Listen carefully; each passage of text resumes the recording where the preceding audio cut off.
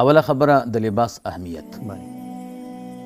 حضرت آدم علیه السلام جنت ته لاړ او جنت کې الله تعالی د یو ونې د خوړلو نه منع کړ، خو د شیطان په وسوسې باندې آدم علیه السلام هغه ونه وخوړه، هغه دانه وخوړه.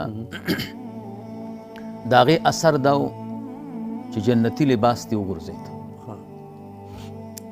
بدن مبارک یې ښکاره شو او منډه یې کړه د جنت د ونو په پاڼو باندې ځان پټاو. دغه ځای کې علما یوه نکته وایي، وی د آدم علیه السلام د دې خطا اثر په لباس وغورځېد، بل څه اثر ورباندې د ګناه ښکاره نه شو. وی دا ځکه چې د انسانیت په فکر کې او د انسان په شرف کې لوی اهمیت او لور چې لري هغه لباس لري.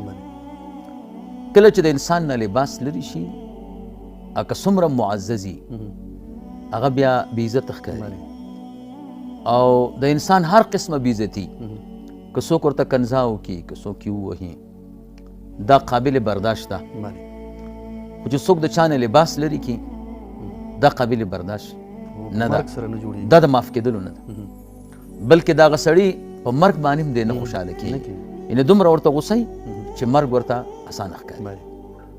دې وجې نه قرآن کریم کې الله تعالی انسانانو ته خطاب کوي، یا بني آدم لا یفتننکم الشیطان کما اخرج ابویکم من الجنة ینزع عنهما لباسهما. اے د آدم علیه السلام بچیانو، شیطان مو غلط نه کړي، څنګه چې ستاسو پلار د جنت نه راویستلی او یو لوی نقصان دا ور رسولی و چې د آدم علیه السلام او د حوا بیبي نه کالي ویستلي. دلته مفسرین وایي دا خبر الله تعالی ولې کوي، وایي کله کله د یو انسان سره د یو شخص سره خلک دشمني د دین د وجې نه کوي، خو د مور او پلار او د نسب په وجه باندې کوي. هغه غیرت او پښتونولي زموږ ستاسو افغانانو کې هم که فکر مو کړی دا مسله چې ډېر کرته د دین په وجه باندې دغه نه کوي، خو که چا پلار ته سپیړه ورکړه یا سخته خبره ورته وکړه نو بیا نه برداشت کوي. بعضې وخت کې عنعنات او کلتور ډېر مهم وي. نو الله تعالی د انسان طبیعت ته ګوري، ورته وایي که د دین په وجه باندې د شیطان مخالفت نه کوئ نو د غیرت او د انسانیت په وجه باندې خو یو کوي که نه. شیطان مو یوازې د دین دشمن نه دی، ستاسو د انسانیت دشمن هم دی. ستاسو د مور او پلار نه یې کالي ویستلي دي، اوس که تاسو یې اتباع وکئ دوه نقصانه به پېښ کوي.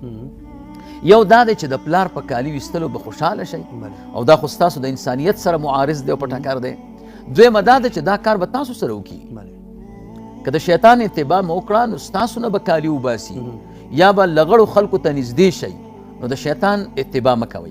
معلومیږي دا چې لباس دا د انسانیت د شرف او د وقار یو لویه مرتبه ده او لویه سبب دی.